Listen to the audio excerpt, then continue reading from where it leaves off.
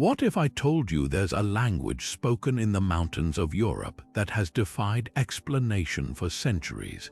A language so unique, so utterly isolated, that it stands alone, unconnected to any other tongue on earth. This isn't some long-lost dialect from a forgotten civilization. It's alive today, spoken by hundreds of thousands, yet its origins remain one of linguistics' greatest unsolved mysteries. Welcome to the Enigma of Basque. Nestled between Spain and France in the rugged peaks of the Pyrenees, this ancient language has puzzled scholars for generations. Imagine a linguistic island surrounded by a sea of Indo-European languages like Spanish, French, and Catalan, yet Basque shares no roots with any of them. No common ancestry, no clear migration path, no obvious ties to the past. It's as if it appeared out of nowhere, a stubborn survivor from a time before history began. But here's the thing, Basque isn't just a curiosity for academics. Its secrets could rewrite our understanding of human migration, ancient cultures, and even the very way languages evolve. Who were the first Basques? Where did their language come from? And how has it survived unchanged at its core while empires rose and fell around it? Some theories suggest it's the last remnant of the languages spoken by Europe's earliest inhabitants, a direct link to the Stone Age. Others propose wilder ideas, lost civilizations, pre-Indo-European warriors, or even a connection to distant lands across the ocean. Every clue leads to more questions, and every answer only deepens the mystery. That's why today we're diving into the 25 most compelling theories about the origins of Basque. From ancient DNA to cryptic inscriptions, from submerged continents to long-vanished tribes, we'll explore the clues left behind by time. You'll meet the scholars who have dedicated their lives to cracking this puzzle, hear the whispers of folklore that hint at forgotten truths, and see why this language isn't just a linguistic oddity. It's a window into humanity's deepest past. So if you've ever wondered how languages are born, how cultures endure, or what secrets might still be hiding in plain sight, you're in the right place. This isn't just a story about words, it's a journey into the unknown, and it's about to begin. To understand why Basque stands alone in Europe's linguistic landscape, we have to rewind the clock way back to a time before the rise of Rome, before the Celts, even before the first Indo-European languages swept across the continent. The most widely accepted theory among linguists is that Basque is the sole surviving relic of the languages spoken by Europe's original inhabitants, a living fossil from a world that vanished thousands of years ago. These ancient peoples, sometimes called the Pre-Indo-Europeans, inhabited the continent long before waves of migration brought new tongues like Latin, Germanic, and Celtic. While those languages eventually dominated, Basque stubbornly held on in the isolated valleys of the Pyrenees, untouched by the linguistic tides that reshaped everything around it. The evidence for this theory isn't just linguistic, it's carved into the land itself. Deep in the caves of Altamira and Lascaux, breathtaking paintings of bison and horses tell silent stories of the people who lived here over 15,000 years ago. These artists weren't Indo-Europeans, they were part of an older indigenous culture, one that may have spoken a distant ancestor of modern Basque. Even more compelling are the similarities between Basque and the few fragments we've recovered of other lost pre-Indo-European languages like Iberian or Aquitanian. Words for tools, animals, and natural features share uncanny echoes, as if Basque is whispering secrets from a time when these languages blanketed the continent.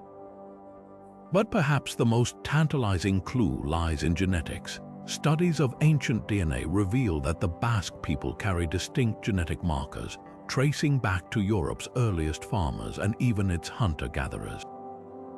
Their genetic isolation mirrors their linguistic uniqueness, suggesting their ancestors may have been the original stewards of this land, resisting assimilation while others moved, mixed, and disappeared.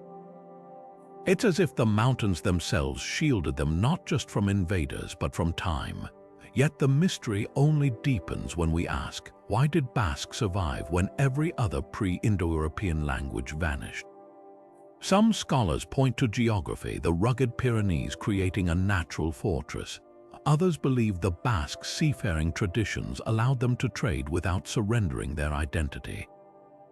But the truth might be simpler. Languages don't die because they're weak, they fade when their speakers choose to let go. The Basques, it seems, never did. Every conversation in Euskara, every street sign, every folk song is a defiance of oblivion, a thread stretching back to the dawn of Europe. And that's what makes this theory so powerful. It's not just about words. It's about survival. But what if Basque isn't just a relic of Europe's ancient past? What if its roots stretch back to something even older, something far more mysterious? Enter one of the most captivating fringe theories, the idea that Basque might be a surviving fragment of the lost language of Atlantis. Yes, that Atlantis, the legendary island civilization described by Plato, said to have vanished beneath the waves in a single catastrophic night. It sounds like the plot of a fantasy novel, yet for centuries, some have argued that the peculiarities of Basque point to a connection with this mythical land.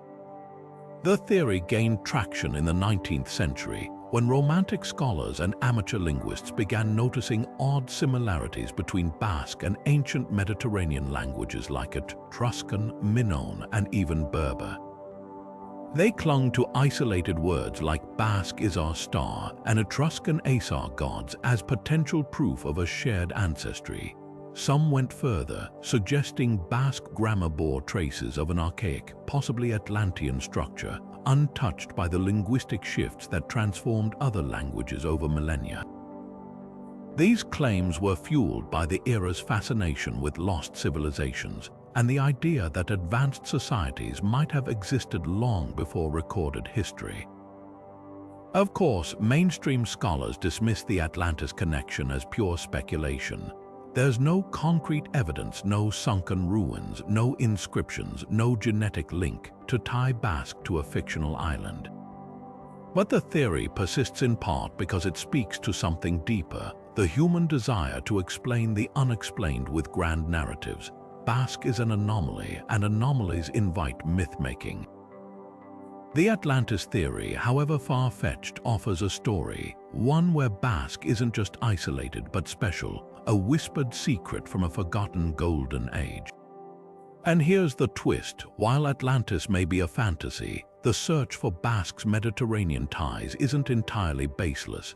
Modern research has uncovered faint but fascinating parallels between Basque and extinct languages like Iberian, spoken in eastern Spain before Roman conquest. These connections are tenuous, but they hint at a web of lost languages that once stretched across the region, languages that may have shared a distant pre-Indo-European ancestor. So while Atlantis remains a legend, the real mystery might lie in the forgotten exchanges between ancient coastal cultures, their words scattered like shipwrecks on the ocean floor of time. While the Atlantis theory may belong to the realm of myth, another compelling possibility lies much closer to home: the idea that Basque shares a hidden kinship with Iberian, an ancient language once spoken across eastern Spain before Roman conquest. Unlike the scattered fragments of other lost tongues, Iberian left behind a tangible trail, inscriptions carved into bronze tablets, stone monuments, and even coins, offering rare glimpses into a language that vanished over 2,000 years ago. At first glance, the similarities are striking. Both Basque and Iberian share peculiar grammatical structures, like placing the subject at the end of sentences, a rare feature in European languages. Then there's the vocabulary. Words like Ili town in Iberian and Hiri in Basque, or Saldi horse compared to Zaldi. Even place names echo across the centuries. The ancient Iberian settlement of Ilaberi mirrors the Basque Iruña, both meaning new city. These parallels tantalize linguists, hinting at a possible shared ancestry or at least deep cultural contact between these two peoples. But the Iberian connection comes with a catch. Despite these clues, the language remains largely undeciphered. Without a bilingual inscription like the Rosetta Stone, scholars struggle to piece together more than basic phrases. What's clear, though, is that Iberian wasn't an Indo-European language just like Basque. This raises a tantalizing question. Were they siblings, descendants of an even older linguistic family that once blanketed the region? Or did they borrow from one another through trade, war, or intermarriage, leaving behind linguistic fossils like footprints in hardened clay? The debate grows even murkier when we consider geography. While Iberian thrived along the Mediterranean coast, Basque held firm in the mountainous north. Did their speakers interact, or were their similarities the remnants of a much older, widespread language that fractured over time? Some researchers point to the Vascones, an ancient tribe believed to be the ancestors of modern Basques, whose territory once brushed against Iberian land. Could they have been the bridge between these two enigmatic tongues? Yet for every theory, there's a counter-argument. Skeptics note that shared words might simply be borrowings, not proof of common origin. And without more Iberian texts, the puzzle remains unsolved. Still, the possibility lingers, a ghostly whisper of connection between two languages that refuse to fade quietly into history. If Basque and Iberian were indeed relatives, their story wouldn't just reshape our understanding of the past. It would remind us how much of human history is written not in stone, but in the echoes of words we can barely hear. Now let's travel east, far beyond the Pyrenees, beyond even the Mediterranean, to the jagged peaks of the Caucasus Mountains, where another radical theory about Basque's origins takes shape. Here, nestled between Europe and Asia, languages like Georgian, Chechen, and Circassian have baffled linguists for centuries with their intricate structures, sounds unlike anything else on the continent. And for some researchers, these tongues hold the key to unlocking Basque's mystery. This is the Caucasian hypothesis, a daring idea that suggests Basque might share a hidden ancestry with these far-flung languages, separated by thousands of miles but possibly connected by ancient migrations. At first glance, the similarities are hard to ignore. Both Basque and many Caucasian languages are known for their complex grammar, with intricate verb systems that pack entire sentences into single words. Take Georgian's polypersonal verbs, where a single word might encode not just the action, but who's doing it, to whom, and even the direction, a feature that feels eerily familiar to Basque speakers. Then there's the phonetics, the guttural consonants, the way both language families seem to dance around the edges of what's pronounceable, with sounds that leave most Europeans tongue-tied. Even the way words are built feels parallel, with suffixes stacking like layers of sediment, each adding nuance and meaning. But here's where the theory stumbles: vocabulary. While grammar and sounds might hint at a connection, languages are ultimately defined by their words, and here, the links between Basque and Caucasian languages fray. There's no smoking gun, no shared core vocabulary like mother, water, or sun that would suggest a common origin. Instead, we're left with isolated, speculative parallels like Basque Zaldi horse and Georgian Tivoli eye, coincidences that could just as easily be accidents of linguistic evolution. Even proponents admit the evidence is circumstantial, more about structural echoes than concrete kinship. So how could two language families share so much in grammar yet so little in words? One possibility is that the connection isn't direct. Some scholars propose a long-lost macro family of languages stretching from the Caucasus to the Atlantic, with Basque and Georgian as distant cousins separated by millennia.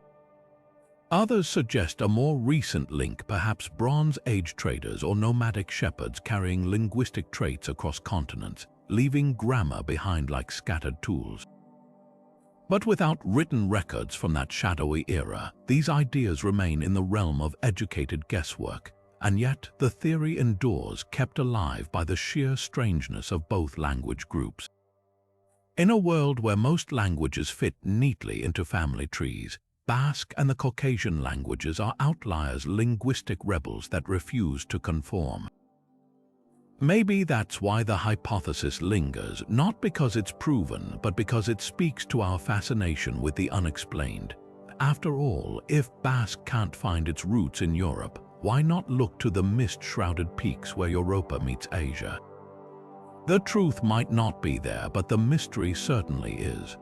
What if Basque didn't just survive in isolation? What if it secretly shaped the languages around it? This is the core of the Vasconic substrate theory, the idea that Basque left invisible fingerprints on the Romance languages that now dominate its borders. When Latin spread across the Iberian Peninsula and southern Gaul, it didn't arrive in a vacuum. It collided with the languages already spoken there, including Basque and its ancient relatives. And just as a river carries traces of the bedrock it flows over, Spanish, French, and others may have absorbed subtle influences from these older tongues, like linguistic fossils hidden in plain sight. Take vocabulary first. Spanish words like izquierda left and chaparro stubby have no clear Latin origin, but they match Basque esca and tizapar. Even aquelar, the word for a witch's gathering, comes from Basque acre, he-goat, and la meadow, referencing folklore about demonic goat meetings. French, too, might owe bizarre to Basque bizarre beard, hinting at early stereotypes of bearded Pyrenean outsiders.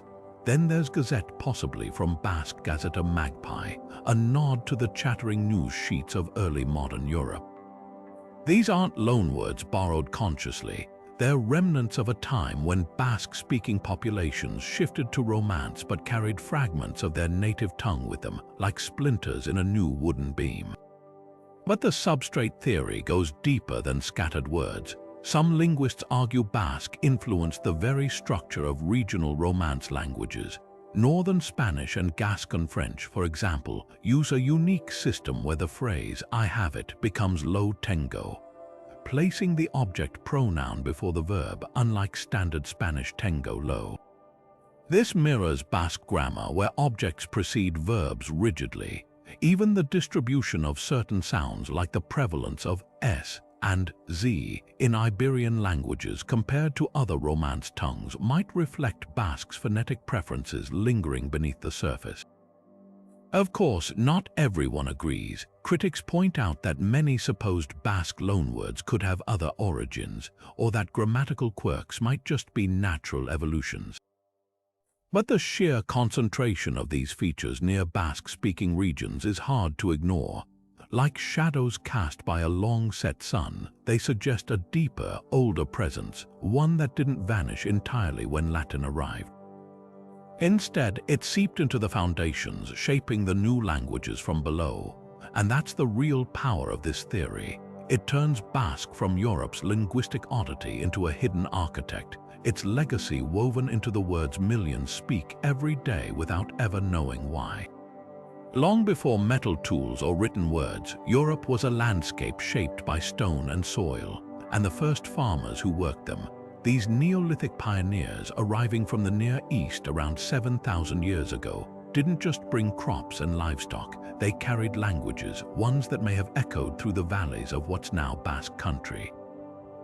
This theory suggests Basque isn't just ancient, it's agricultural, a linguistic heirloom from the dawn of farming in Europe.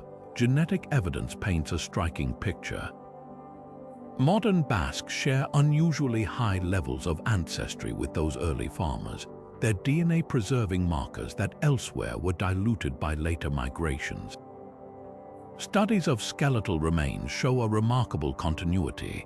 The same broad-faced, sturdy builds found in Neolithic graves appear in Basque populations today. It's as if the Pyrenees became a time capsule, sheltering not just people but their words across millennia. Unlike in other regions where Indo-European languages spread like wildfire, here the old tongue clung to life, passed down with each harvest and herd. But how could a farming language outlast empires? The answer might lie in the very rhythms of Neolithic life. Farming communities were rooted to their land, their words intertwined with the terrain, names for terraced fields, sheep breeds, weather patterns. Basque still reflects this intimacy, with rich vocabularies for agriculture, garau for grain, Ardi for sheep and landscape, Harry for stone, Ibai for river. These weren't just words, they were tools as vital as a plough or sickle. When later waves of herders and warriors arrived, Basque speakers may have traded goods but held fiercely to the language that bound them to their soil. Critics counter that farming spread too slowly for a single language to survive intact. Yet Basque's isolation offers a twist. Its structure lacks layers of borrowed grammar, suggesting it wasn't just preserved, it was protected. The Pyrenees weren't just a barrier, they were a filter, letting in new ideas but not new tongues.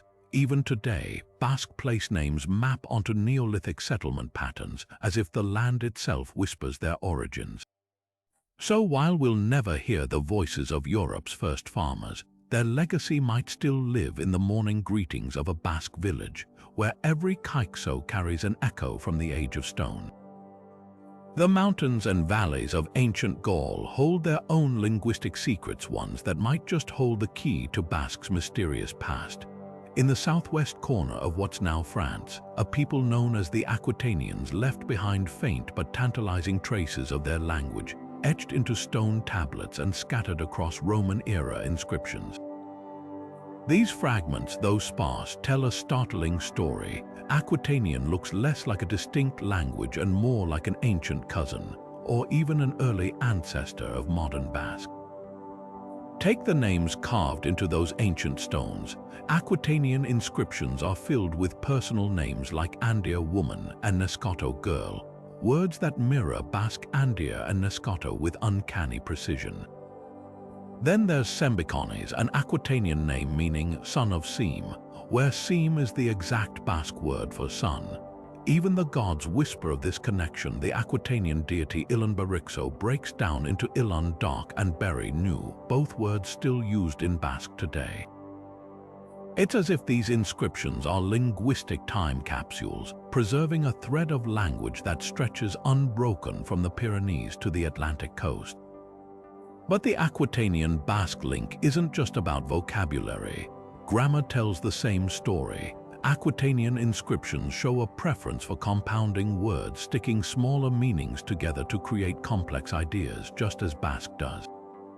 Names like Hasori Hiksi, bear killer, follow the same structural logic as Basque hearts, bear and hill kill, suggesting not just shared words but shared ways of thinking.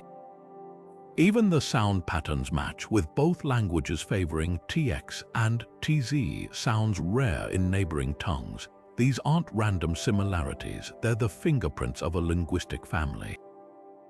So how did this language family spread or fracture? The Roman conquest offers clues. As Latin swallowed Gaul, Aquitanian likely faded, its speakers assimilating into the new order.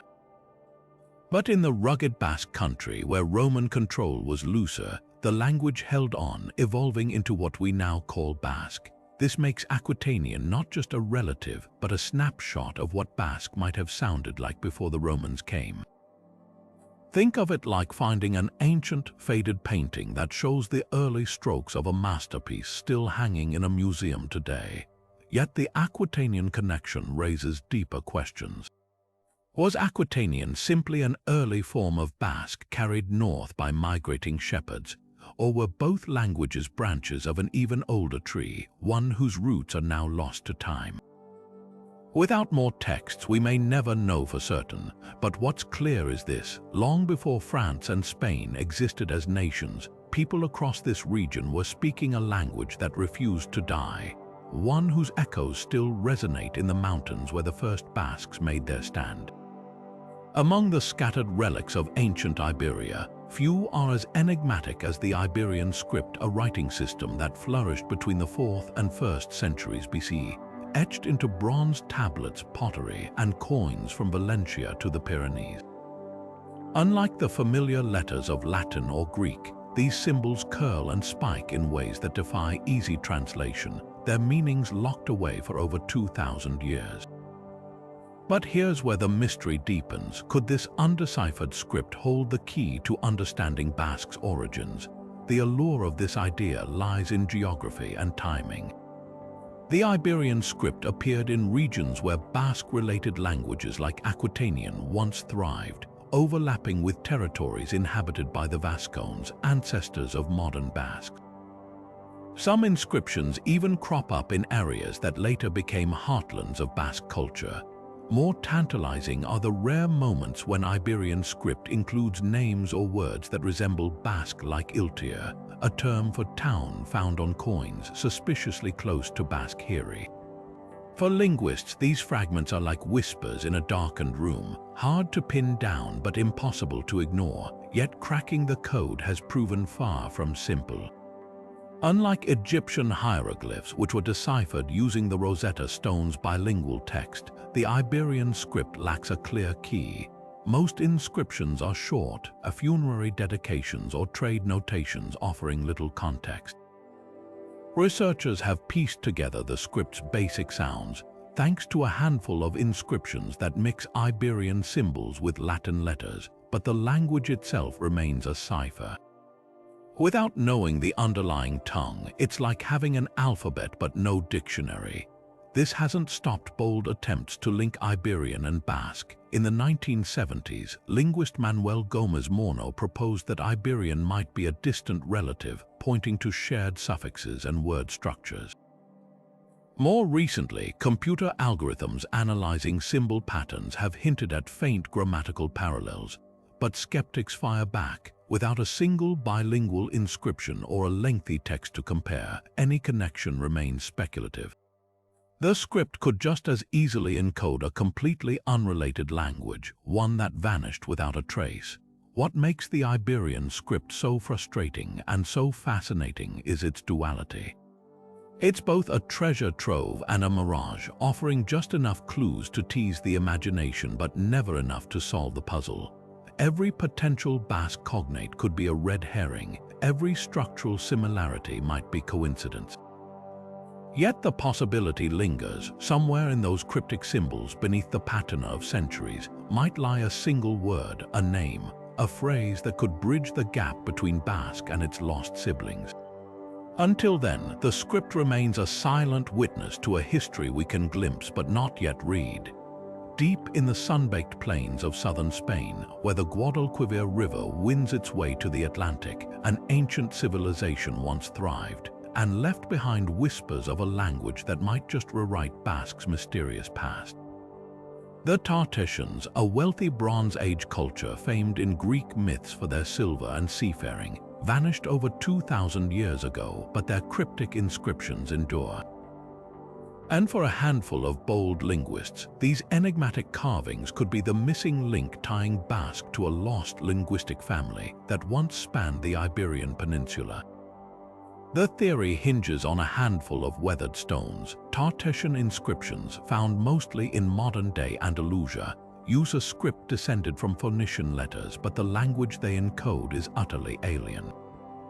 Unlike nearby Iberian texts, Tartessian shows no clear ties to known language families, leaving scholars to puzzle over its meaning.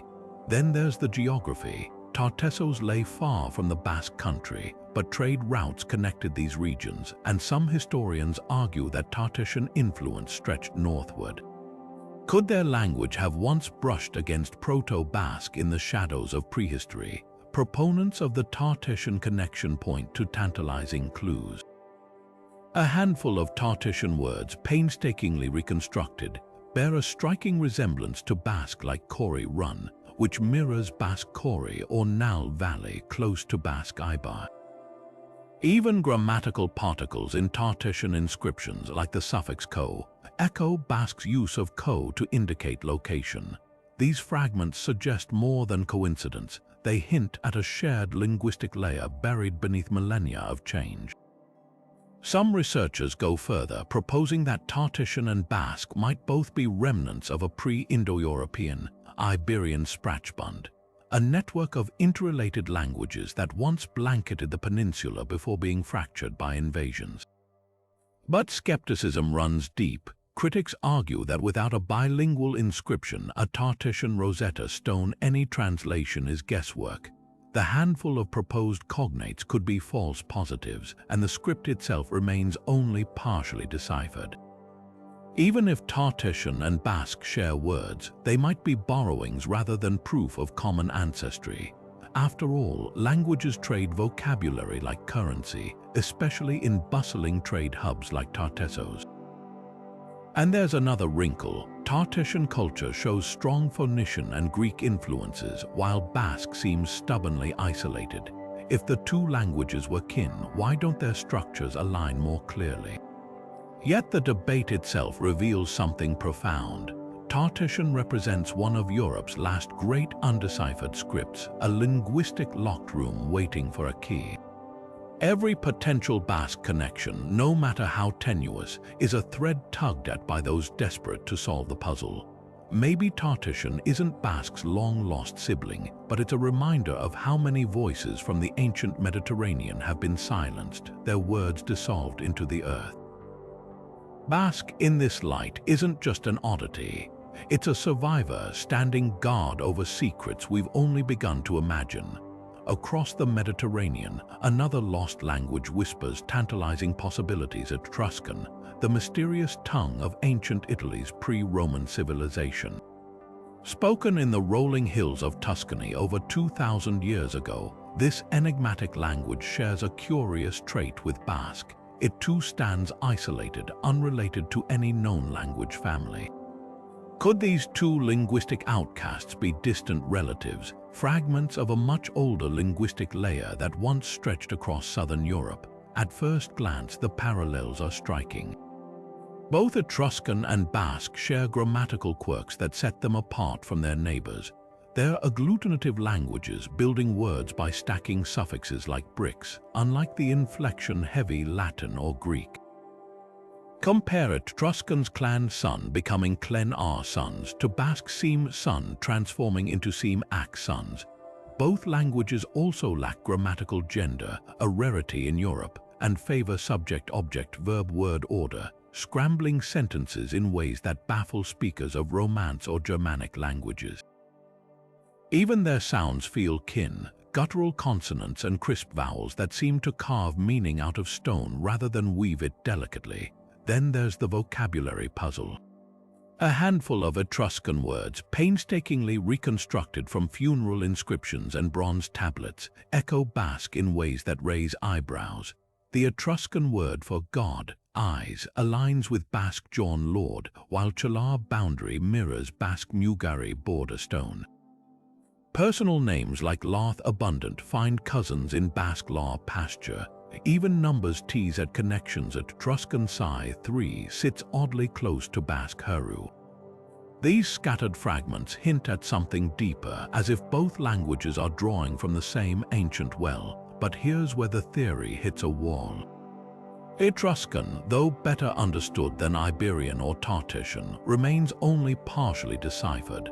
Many translations are educated guesses, and without a living tradition or bilingual texts, reconstructing its full vocabulary is like assembling a shattered vase with half the pieces missing.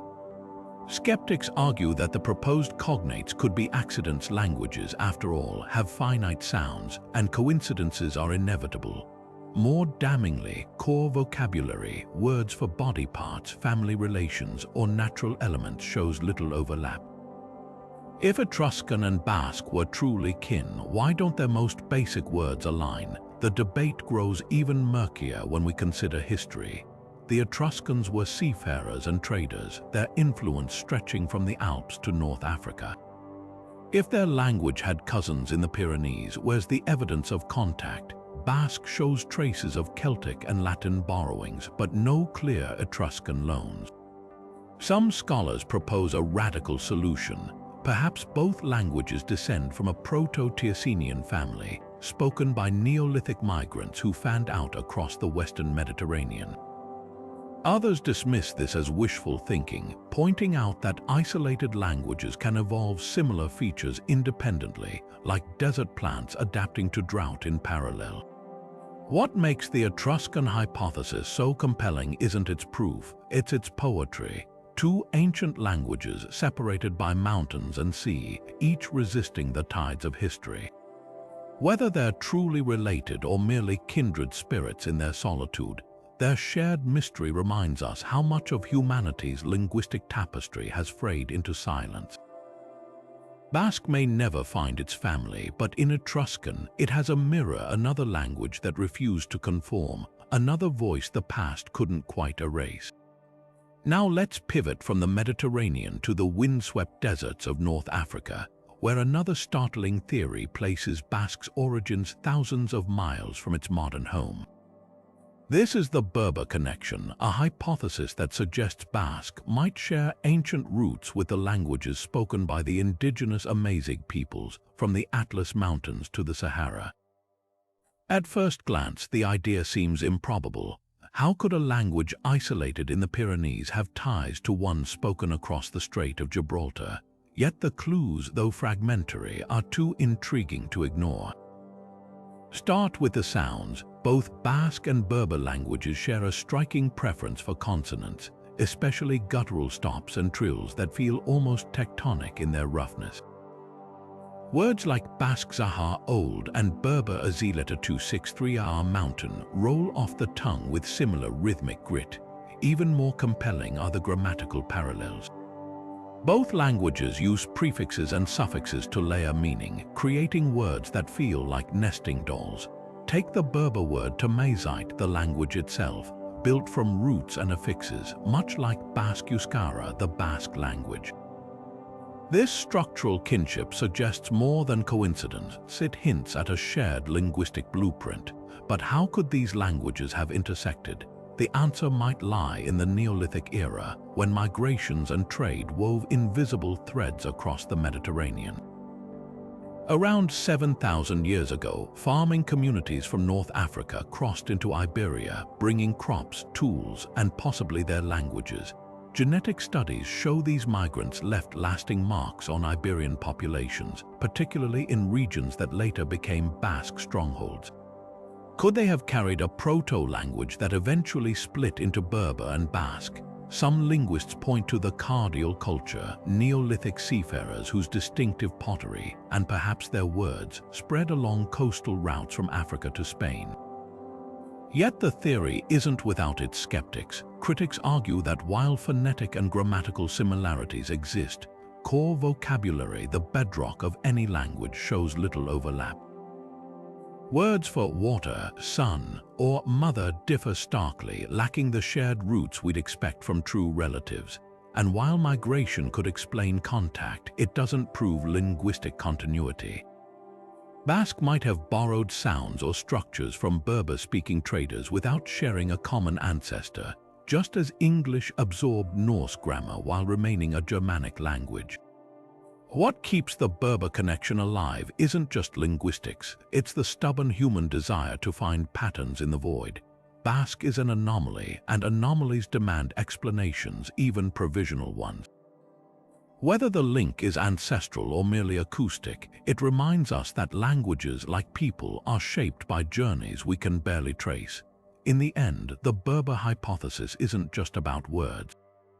It's about the possibility that the Pyrenees and the Sahara, so distant and different, might once have shared a whisper, one that lingers, faint but insistent, in the way we shape sound into meaning. Of all the theories about Basque's origins, few are as daring or as controversial as the idea that this enigmatic language might share roots with Sumerian, the ancient tongue of Mesopotamia spoken over 5,000 years ago. At first glance, the notion seems impossible. How could a language from the Fertile Crescent of the Middle East have any connection to one tucked away in the Pyrenees? Yet for a handful of linguists and amateur sleuths, the similarities are too compelling to ignore. Take vocabulary first. Proponents of the Sumerian theory point to uncanny parallels like Basque Zuri white and Sumerian Suri, or Basque Gizon man and Sumerian Gizu. Even basic verbs show eerie overlaps. Basque egen, to do, mirrors Sumerian egen. Then there's grammar. Both languages are agglutinative, stacking suffixes to create complex meanings. Sumerian's Lugal Ani, king of, and Basque's Erej Aaron, kings, follow nearly identical structural logic. To believers, these aren't accidents. They're fragments of a linguistic bridge spanning continents and millennia. But the theory crumbles under scrutiny. The chronological gap is staggering. Sumerian faded into obscurity by 2000 BCE, while Basque's earliest traces appear millennia later. Geographically, the distance between Mesopotamia and the Pyrenees is vast, with no evidence of sustained contact. Mainstream linguists argue that the proposed word matches are cherry-picked, ignoring thousands of unrelated terms. Core vocabulary, words for body parts, kinship, or nature, shows no consistent overlap. Even the grammatical similarities aren't unique. Agglutination appears in unrelated languages worldwide, from Turkish to Japanese. Perhaps the most damning counterargument lies in writing. Sumerian left behind thousands of cuneiform tablets, revealing a rich, well-documented language. If Basque were its descendant, we'd expect layers of borrowed vocabulary or script influences, yet Basque shows none. Instead, the theory thrives on isolated coincidences and wishful thinking, a testament to how easily patterns can be imagined across the void of time. Yet the Sumerian connection endures in fringe circles, fueled by a deeper human impulse, the desire to link mysteries together, to collapse history into a single grand narrative. Basque, like Sumerian, stands alone, a linguistic rebel defying classification. Maybe that's why the theory persists, not because it's true, but because it speaks to our longing for lost connections, for a world where even the most distant echoes might still find their way home. Among the mist-shrouded peaks of the Pyrenees, where valleys echo with age-old folk songs, there lingers a legend far older than written history, that Basque wasn't just a language of mortals, but the sacred tongue of the gods themselves. Medieval chronicles whisper of a time when priests and seers used Euskara to commune with divine forces, its words believed to hold power over rain, harvests, and even life and death. This wasn't mere superstition. To ancient Basques, their language carried the weight of ritual, a bridge between earth and the unseen world. The evidence lies in fragments of folklore and surviving traditions. Take the Sorjanak, the Basque witches who, according to trial records from the 16th century, chanted spells in Euskara, their incantations indecipherable to outsiders. Or the Basarajon, the wild lord of the forest, who, legends say, spoke only in Basque, his words bending nature to his will. Even the names of Basque deities like Mare, the goddess of storms, or Sugar, the serpent spirit, carry phonetic roots that scholars argue may encode ancient cosmological concepts. These weren't just stories, they were acts of linguistic preservation, wrapping sacred meanings in sounds that resisted translation. But why would a language be tied so closely to the divine? Some historians point to the Basques' role as Europe's last pagan holdouts. While Christianity swept across the continent, Basque country clung to its old gods well into the Middle Ages. In this light, Euskara became a vessel of resistance, its very syllables a refusal to surrender to the Latin of priests and invaders. The language wasn't just spoken, it was performed in rituals where every inflection carried layers of hidden meaning. Even today, Basque folk dances and harvest chants preserve echoes of this sacred cadence, as if the gods might still be listening. Yet the myth of Basque as a divine language isn't just about the past. It's woven into modern Basque identity, a cultural counterpoint to centuries of marginalization. When Spanish and French authorities banned Euskara in schools and courts, activists resurrected the old legends, framing the language as something too powerful to erase. Writers like Gabriel Aristi penned poems declaring Basque the fire that survived the flood, while clandestine scribes transcribed grammar books as if they were holy texts. The idea took root: if your language was touched by the gods, then saving it wasn't just preservation, it was destiny. Of course, scholars dismiss the theory as romantic fabrication. There's no archaeological proof that Basque was ever a liturgical language, no temple inscriptions or priestly lexicons, but myths don't need evidence to shape reality. Whether literal truth or symbolic armor, the belief that Basque carries a spark of the divine has fueled its survival against impossible odds. After all, what's more mysterious than a language that refuses to die unless it's a language that was never meant to? Imagine a language so old it predates farming, metal tools, even the pyramids, a living artifact from a time when humans huddled in caves against the advancing ice. This is the radical claim of the Paleolithic continuity theory, the idea that Basque isn't just Europe's oldest language, but a direct survivor from the last ice age, preserved in the Pyrenees like a linguistic mammoth frozen in permafrost. The theory hinges on a simple but audacious premise.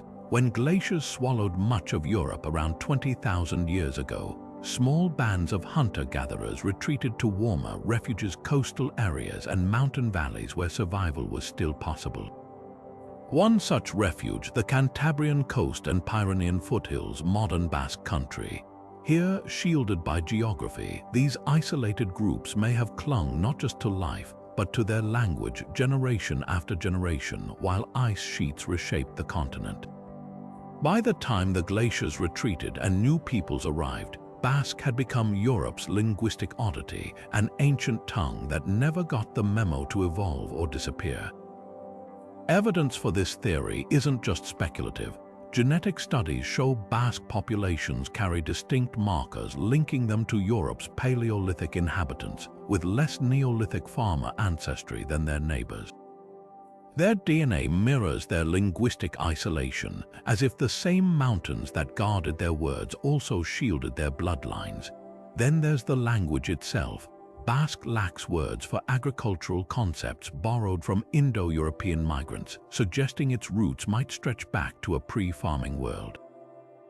Words like hart's bear and aurine deer feel like relics from a hunter's lexicon, while terms for crops or livestock seem tacked on later like patches on an ancient hide. But could any language remain stable for 15,000 years? Critics argue that even isolated tongues evolve dramatically over millennia. Yet Basque's structure offers a counterpoint. Its complex verb system and agglutinative grammar resemble no known language family, as if it froze in time while others transformed. Some linguists compare it to geological strata layers of borrowed vocabulary atop a core so old, its origins are bedrock. The Paleolithic theory isn't just about linguistics, it's about human resilience. If true, Basque would be more than a language, it'd be a time capsule, preserving the thoughts and worldviews of people who painted bison on cave walls and tracked mammoths across tundra. Every sentence spoken in Euskara today would carry echoes from an age when words weren't written, but carried on breath and memory, a fragile thread connecting us to minds that saw a very different world.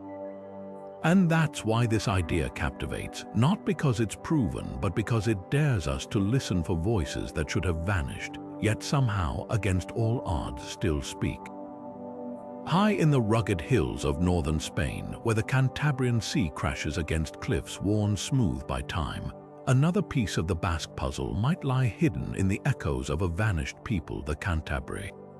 This fierce Iron Age tribe, known to the Romans for their relentless resistance, left behind more than just legends of rebellion. Scattered across their ancestral lands are place names, tribal histories, and linguistic fragments that some scholars believe could form a bridge to the Basque language. Take the names first. Cantabrian towns like Amaya and Flavaiobriga carry suffixes that Basque speakers would instantly recognize. Briga meaning town or fortress, a root that mirrors Basque Hiri town and border hut. Even the tribal name Cantabria itself breaks down suggestively, with Briga appearing again, as if the land itself was stitched together with words that still resonate in Euskara. Then there's Iuliobriga, a Roman-era settlement whose name blends Latin with a local tongue, one that might have been a cousin or even an ancestor of Basque. These aren't just coincidences, they're linguistic footprints pressed into the soil long before Rome's legions marched north, but the connections run deeper than geography. Ancient historians like Strabo describe the Cantabri as a people apart, their customs and language distinct from neighboring Celtic tribes. When Roman scribes recorded their battles, they noted Cantabrian warriors shouting war cries that sounded nothing like Latin or Gaulish cries that, some argue, could have carried traces of Proto-Basque. Modern studies of Cantabrian toponyms reveal clusters of names ending in onyo or yuca, suffixes that find eerie parallels in Basque words like Mendi mountain or Itari spring. It's as if the land itself holds a cipher waiting to be decoded. Yet the Cantabrian link isn't without controversy. Critics point out that the region was a mosaic of tribes and tongues, with Celtic influences dominating much of northern Spain. Could the Cantabri have simply borrowed words from Basque neighbors rather than sharing a common origin? Others argue that the surviving evidence is too scant, a handful of place names and garbled Roman transcriptions to prove anything definitive. But here's what's undeniable: the Cantabri, like the Basques, were holdouts. They fought Rome to a standstill for decades, retreating into their mountain strongholds rather than surrender. That same stubbornness, that refusal to be erased, feels deeply familiar to anyone who knows the story of Basque survival. So were the Cantabri speaking an early form of Basque? Or was their language a sibling, now lost, that shared the same ancient roots? The answer might lie beneath layers of conquest and time, in the whispers of rivers and ridges that still bear names no one can fully explain. But one thing is certain: in the Cantabrian highlands, just beyond the edges of the Basque country, another thread of this mystery waits to be pulled. Long before Rome dreamed of empire, the coastlines of Iberia buzzed with a different kind of power: the purple-sailed ships of Phoenician traders, masters of the ancient Mediterranean. These seafaring merchants from the Levant didn't just bring dyes and tin. They carried languages, customs, and words that might have seeped into the speech of the people they encountered. And here's where the plot thickens. Could Basque, Europe's linguistic loner, harbor traces of these long-vanished voyagers? The theory centers on maritime vocabulary, words that feel foreign yet familiar. Basque terms like Itsoso sea and Aroca rock bear an uncanny resemblance to Phoenician yam and urca, echoes that grow louder when you consider the Phoenicians' coastal hubs. Even more telling are place names. The Basque port city of Bilbao might derive from Bil round and Bao harbor, a construction mirroring Phoenician naming patterns. Then there's Gadir, the Phoenician name for Cadiz, just south of Basque territory. Could it share roots with Basque Gat salt, a nod to the brine-rich trade that fueled these ancient networks? But the connections don't stop at the shore. Basque metallurgical terms like gold and ziller, silver, align suspiciously with Phoenician letter 1E25R, letter 1E63, and letter 1E63PR, suggesting exchanges in more than just goods. Even the Basque word for wine, ardo, whispers of Phoenician ard, fitting neatly with their role as purveyors of vines and vintages. These aren't just random overlaps, they cluster around domains the Phoenicians dominated: trade, navigation, luxury goods, as if the language absorbed the jargon of commerce along with the commodities themselves. Yet skeptics pounce on the gaps. Phoenician settlements in Iberia were coastal, while Basque thrived inland. Why would mountain shepherds adopt nautical terms? And why do so many proposed loanwords lack definitive proof? Linguistic borrowing is messy. Words mutate, meanings shift. Without bilingual inscriptions or direct evidence of contact, the links remain circumstantial. But here's the twist: trade languages often operate in shadows. The Phoenicians didn't need to conquer the Pyrenees to leave linguistic fingerprints. Just a steady trickle of merchants, translators, and intermarriages at trading posts. Words like spices could have traveled far beyond the ports. What makes this theory so compelling isn't just the lexical parallels. It's the reminder that languages, no matter how isolated, are never truly closed systems. Basque may stand alone in its grammar, but its vocabulary could be a palimpsest, layered with the voices of every trader, traveler, and trespasser who ever crossed into its rugged heartland. And if that's true, then perhaps the mystery of Basque isn't just about origins, it's about the invisible threads that connect even the most solitary languages to the vast, whispering web of human exchange. The Visigoths stormed into Iberia like a tempest in the 5th century, fierce Germanic-speaking warriors who carved out a kingdom from the ruins of Roman Spain. Their language, Gothic, should have left scars on the tongues of the conquered, just as Latin had before it. And yet, when we listen for echoes of Gothic in Basque, the silence is striking. No borrowed war cries, no traces of Germanic grammar, not even the faintest imprint of a ruling class's speech. It's as if the Visigoths' linguistic shadow never darkened the valleys of the Pyrenees.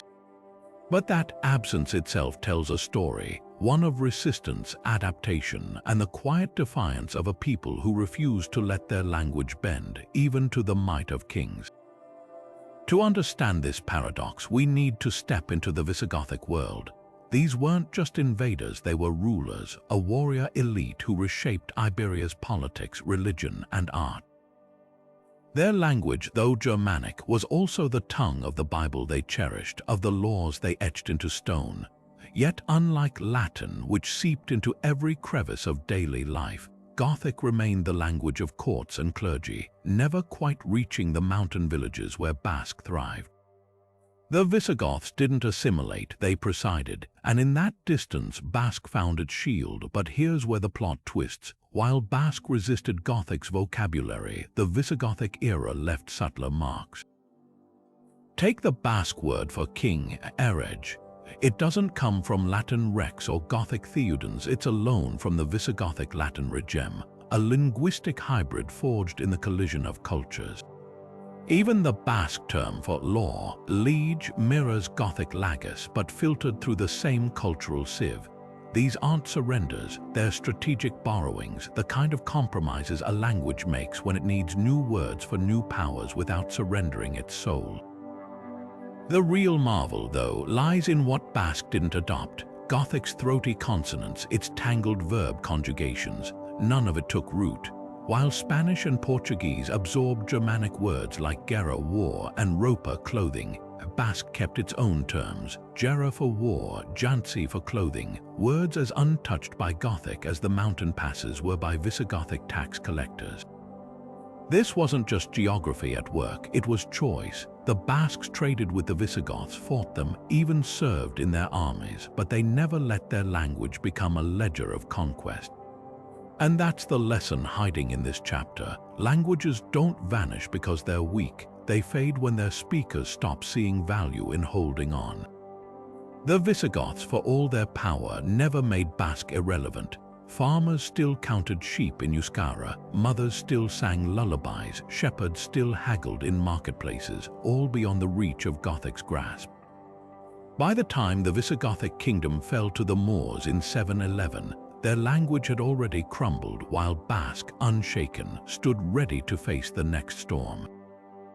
In the end, the story isn't about influence, it's about endurance, the kind that outlasts empires. Hidden in the remote valleys of Navarre, where the Pyrenees rise like jagged teeth against the sky, a whisper of Basque's deepest past lingers in the vanishing syllables of Roncalese, a dialect so rare fewer than a dozen fluent speakers remain. This isn't just another regional variation. It's a linguistic time capsule, preserving quirks so archaic they might unlock secrets of how Basque sounded before Rome, before the Celts, even before the first Indo-European tongues echoed across Europe. What sets Roncalese apart isn't just its isolation, but its stubborn refusal to conform. While modern Euskara Batua standard Basque streamlined its grammar, Roncalese clutches onto ancient features like a scribe guarding parchment. Take its vowel system. Where most Basque dialects use 5 simple vowels, Roncalese sprawls into a labyrinth of nasalized and elongated sounds, reminiscent of languages like French or Portuguese, but with a twist. These vowels aren't borrowed, they're relics, traces of a phonetic landscape that might have once blanketed the Pyrenees. Then there's its verb conjugations, a dizzying web of suffixes that encode not just who's acting, but the listener's social standing, a formality so intricate it feels plucked from a medieval court. Yet the real treasure lies in Roncalese's vocabulary. Words like orat's needle and zur would align with Aquitanian inscriptions from 2,000 years ago, while terms for mountain flora, astorki, wild garlic, ortiz, erta, meadowgrass have no parallels in other Basque dialects. It's as if the dialect froze in time, capturing a lexicon tied to a world of shepherds and foragers untouched by later agricultural revolutions. Even place names tell a story. Urzenki, a Roncalese village, breaks down into water, and Zenki guardian, a poetic construction lost in modern Basque. Linguists speculate that Roncalese might be the closest living echo of Proto-Basque, the ancestral language spoken before Roman conquest fractured the region. Its structural oddities, like placing indirect objects before direct ones, or using a rare dual number for pairs, mirror features found in ancient Iberian texts, hinting at a time when these languages danced closer together. But here's the tragedy: Roncalese is dying. With no formal education in the dialect and younger generations switching to Spanish or Standard Basque, its secrets are slipping into silence. The race to document Roncalese isn't just academic, it's a salvage operation. Every recorded folktale, every transcribed sheep counting rhyme, is a brick pried from the wall between us and Basque's shadowed origins.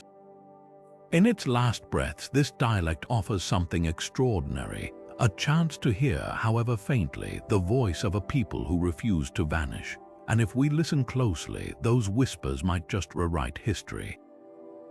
Far from the mountain strongholds of their homeland, Basque sailors once forged a linguistic oddity as fleeting as the Arctic winds, a pidgin tongue born not from empires or conquests but from blubber and harpoons.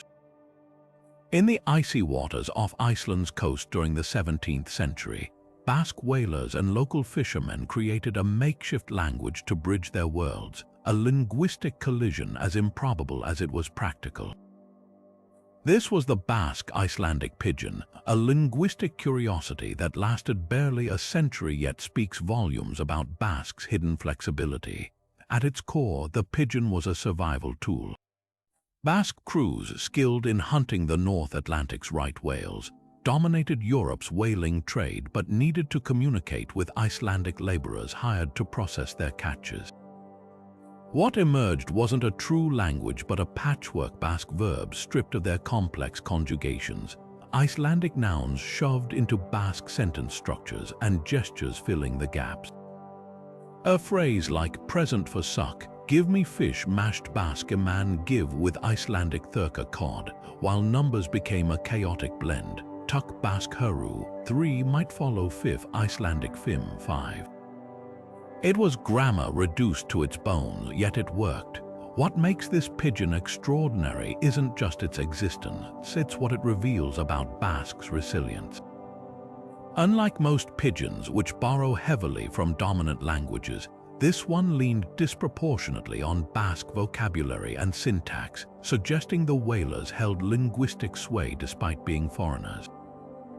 Icelandic accounts describe Basques barking orders like balaya, balaya, whale, whale, or focaria egitura, light the furnace, their commands barely diluted by local speech.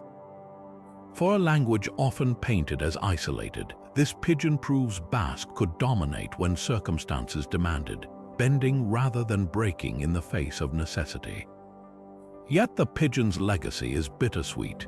It vanished as quickly as the whale populations it depended on, leaving behind only a handful of phrases scribbled in Icelandic ledgers. No songs, no stories, just transactional fragments, like echoes of shouts across icy decks. But in those fragments lies a revelation. Basque, so often portrayed as a fortress language, was also a language of the docks and the tides, capable of shedding its complexities when survival was at stake. The pidgin didn't just facilitate trade, it whispered that even the most solitary languages carry within them the seeds of reinvention, ready to hybridize when the world comes knocking. Among the dusty manuscripts of medieval alchemists, where symbols disguised science and codes guarded secrets, whispers persist that Basque, Europe's most enigmatic language, was more than just a tongue. It was the cipher of choice for those who sought to turn lead into gold. From the shadowy workshops of Spain to the clandestine circles of Paris, rumors circulated that Euskara's impenetrable structure made it the perfect vessel for encoding alchemical formulas, hiding arcane knowledge from prying eyes and the flames of the Inquisition. The evidence is fragmentary but tantalizing. In the 16th century, the French alchemist Nicolas Flamel, legendary for his alleged discovery of the philosopher's stone, was said to have scribbled notes in a language described as neither Latin nor Hebrew but something far older. Basque scholars later noted odd parallels between Flamel's jottings and Euskara's number system, particularly his use of hammer 10 and ehun 100, words eerily close to Basque numerals. Even more provocative is the Ripley Scroll, a cryptic alchemical manuscript filled with illustrations and verse, where certain encrypted passages resist decoding unless one applies Basque roots to dismantle them. One such section, when read backward, yields the phrase "egen make gold," a command that would have sent any alchemist's heart racing, but why Basque? To outsiders, Euskara's agglutinative grammar, where suffixes stack like alchemical ingredients, could resemble a coded language, its verbs building whole sentences from a single root. Its isolation meant few outside the Pyrenees could comprehend it, offering a natural veil for secrecy, and its ancient, uncharted origins lent it an aura of primal power, as if the language itself held residues of lost wisdom. For alchemists who saw the universe as a puzzle to be solved, Basque must have seemed like a key forged by time itself. Skeptics, of course, dismissed the theory as romantic conjecture. No definitive alchemical text has ever been deciphered using Basque, and many so-called matches rely on selective interpretations. Yet the myth endures, fueled by deeper truths. Alchemy and Basque both thrive on mystery, one seeking to transform matter, the other clinging to an untranslatable past. Both are languages of resistance, rejecting easy assimilation. And perhaps that's the real allure. In a world where so much has been explained, Basque, like the philosopher's stone, remains tantalizingly out of reach, a secret waiting to be unlocked. Whether it ever guarded alchemical truths may never be proven, but the fact that anyone believed it could tells us something profound about power, about secrecy, and about the magic we still attach to words that refuse to yield their meaning. When the Spanish Inquisition's shadow stretched into the Pyrenees, they weren't just hunting witches, they were hunting a language. Basque, with its guttural consonants and labyrinthine grammar, sounded like no other tongue in Europe. To inquisitors, that made it suspicious. To desperate villagers pointing fingers, it became proof of something darker. This was the cruel irony, the very thing that preserved Basque identity for millennia, its isolation, now painted its speakers as conspirators with the devil. Trials from the 16th and 17th centuries reveal a chilling pattern. Accused witches, often midwives or healers, were described chanting in a language none could understand. Confessions extracted under torture spoke of midnight gatherings where prayers to Mary, the Basque goddess of storms, were twisted into satanic invocations. Even harmless folk remedies recited in Euskara became spells in court transcripts. The word sorgen, Basque for witch, morphed from a local term for healers into a damning label. What made these accusations stick wasn't just superstition, it was the language itself. Unlike Latin, the sacred tongue of the Church, or even Spanish, Basque had no written scripture to legitimize it. Its sounds, alien to Castilian ears, became coded evidence of heresy, but the tragedy ran deeper. Many so-called witches weren't practitioners of dark arts, they were simply women who'd preserved pre-Christian traditions. Their prayers to Egazki, the sun goddess, or invocations for fertile crops, carried echoes of a pagan past the Inquisition was determined to erase. When interrogators demanded translations, the nuances collapsed. A plea for healing might be rendered as a curse, a harvest blessing became a blasphemy, language barriers turned fatal. In one trial from Logroño in 1610, over 30 Basque speakers were burned at the stake based on testimony from translators who later admitted they barely understood the dialect. Yet amid the horror, Basque revealed its resilience. In secret, elders continued teaching children forbidden words. Herbalists passed down remedies in hushed Euskara, knowing the knowledge itself was now contraband. The language didn't just survive the witch hunts, it became an act of defiance, a whispered resistance against those who sought to purge difference from the world. Centuries later, we're left with a painful truth. What the Inquisition feared wasn't magic, but the power of a tongue they couldn't control.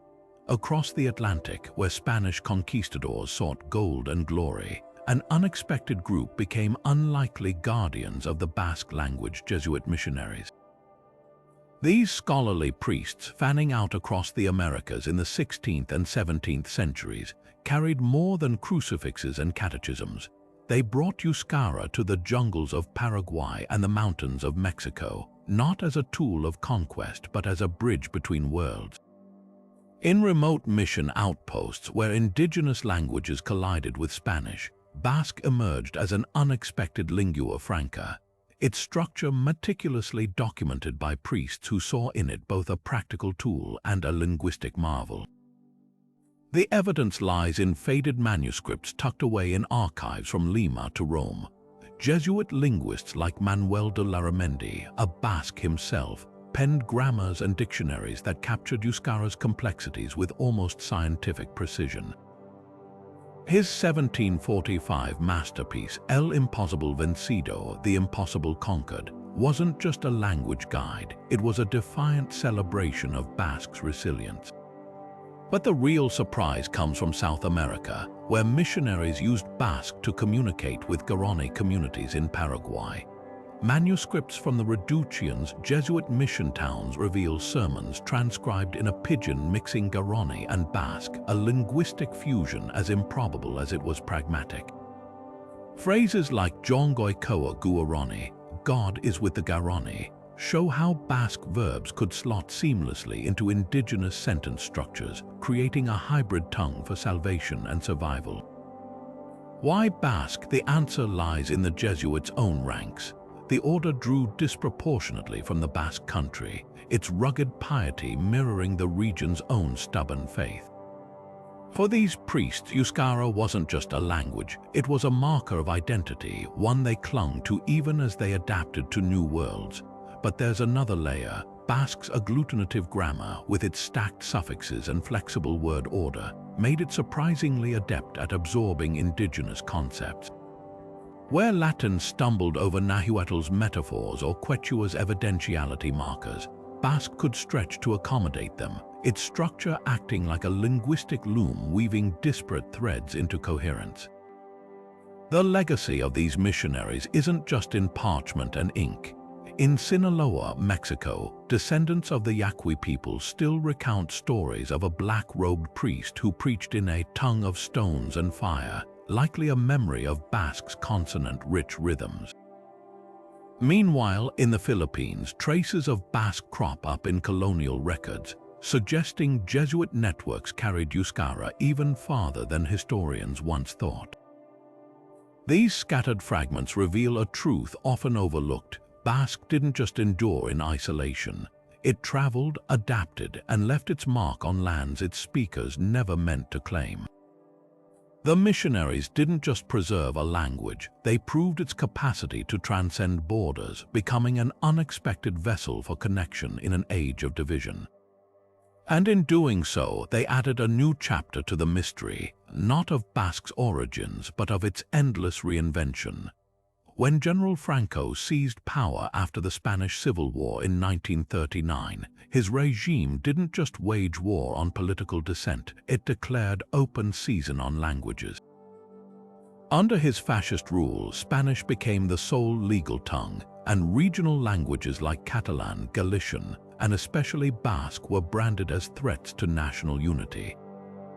But the crackdown on Euskara wasn't just bureaucratic, it was brutal, systematic, and deeply personal. Teachers were fined for speaking Basque in classrooms. Newspapers and books in the language were burned.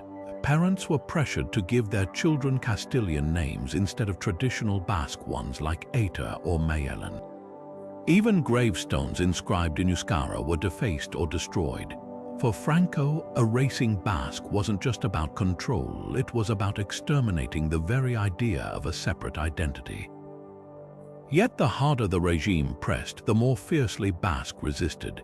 In clandestine gatherings, often in church basements or remote farmhouses, secret schools known as Ikastolak kept the language alive.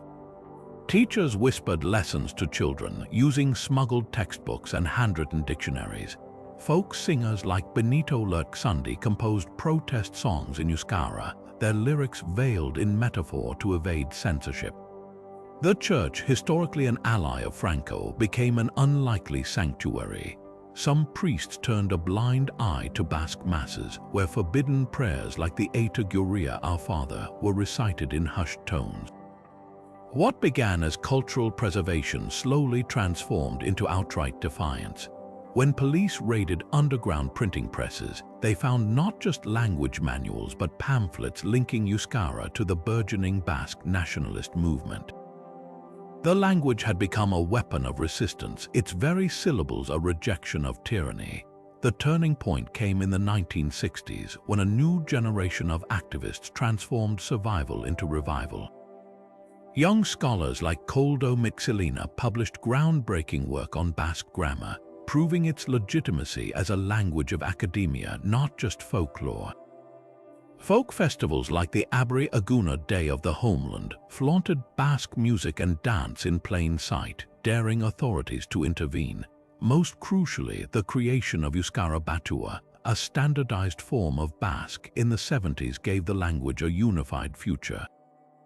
By blending dialects into a cohesive whole, linguists ensured Basque could thrive in modern contexts, from universities to broadcast news.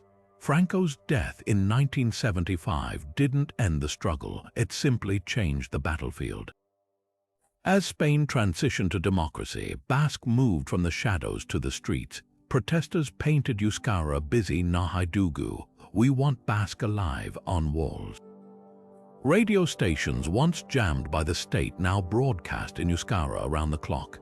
Today, immersion schools teach subjects from math to science entirely in Basque, and the language boasts its own Wikipedia, film industry, and even tech startups.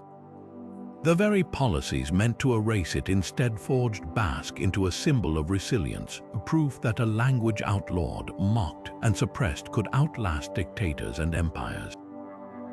Franco sought to make Basque a relic. Instead, he made it a revolution.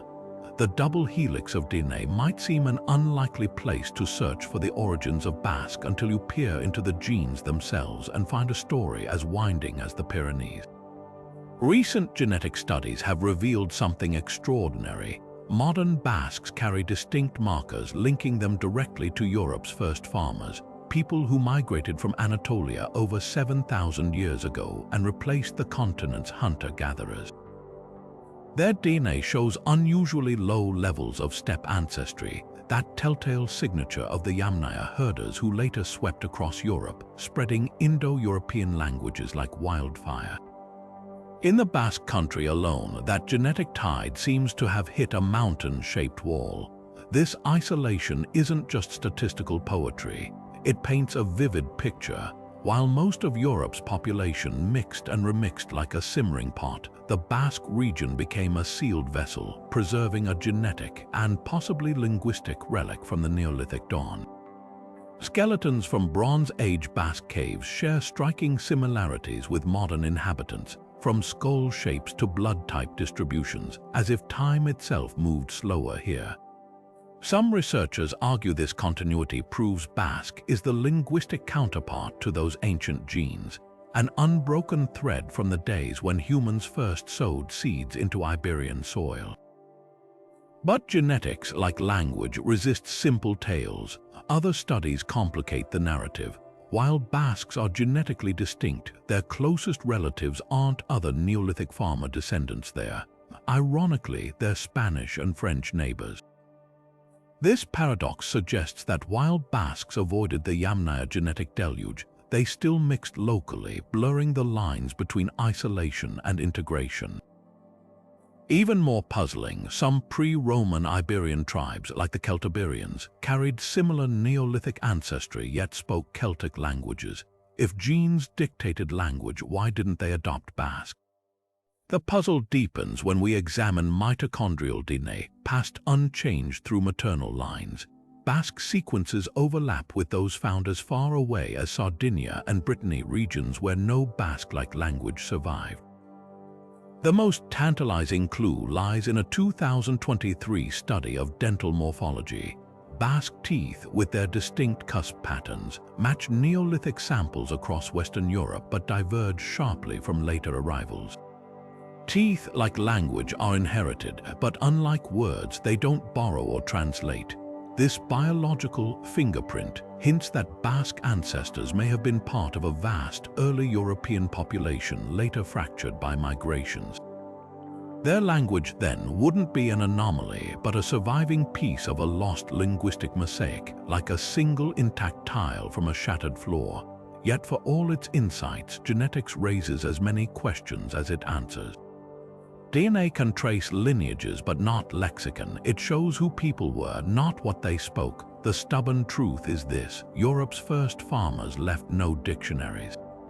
Their potsherds and plows endure, but their voices vanished except perhaps in the rhythmic cadence of Basque verbs and the earthy lilt of its rural dialects. So while genes sketch the outline of this mystery, the words themselves remain stubbornly, beautifully opaque, a reminder that some secrets aren't written in our cells, but in the way we shape breath into meaning. After centuries of research, countless theories, and technological breakthroughs that have unlocked other linguistic mysteries, Basque remains stubbornly opaque, a locked door with no clear key. Its isolation isn't just geographical. It's historical, genetic, and deeply cultural, resisting every attempt to slot it neatly into humanity's grand narrative of language evolution. The very qualities that make it fascinating, its lack of clear relatives, its structural quirks, its refusal to fit, are the same ones that keep it maddeningly out of reach. But here's the paradox: Basque's unyielding mystery is precisely what makes it invaluable. In a world where algorithms decode ancient scripts and DNA traces migrations with precision, its resistance to explanation is a humbling reminder of how much we still don't understand. Language isn't just vocabulary and grammar. It's a living artifact of human experience, shaped by conquest, trade, and the sheer stubbornness of identity.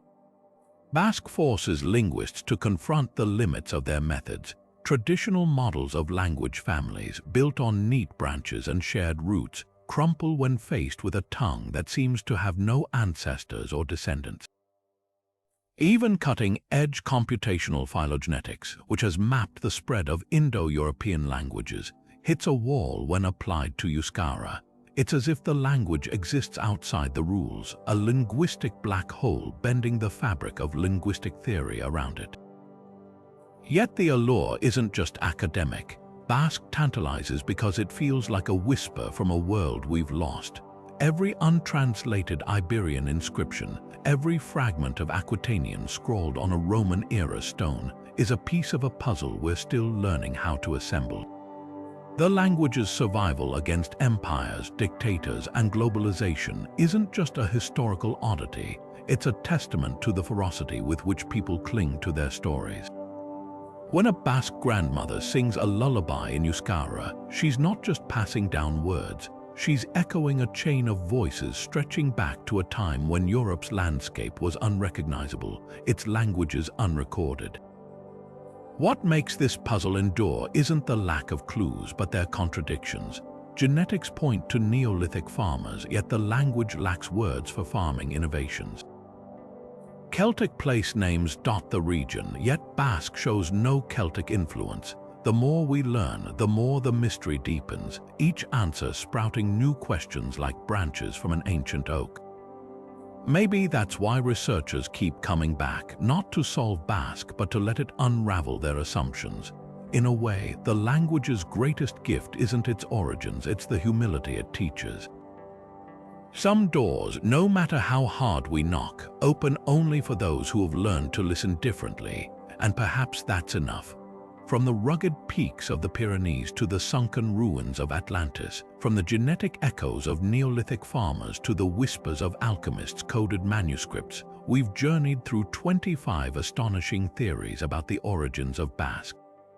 Some, like the Pre-Indo-European survivor hypothesis, stand on solid ground, backed by genetics and ancient inscriptions.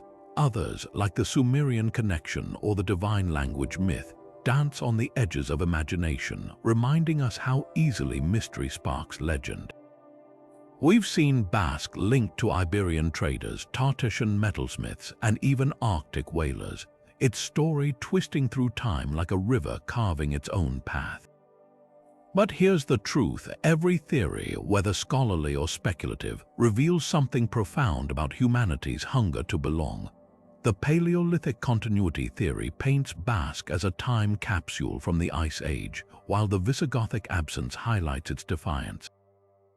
The Aquitanian fragments offer whispers of kinship, and the witch trials show how fear can weaponize the unknown.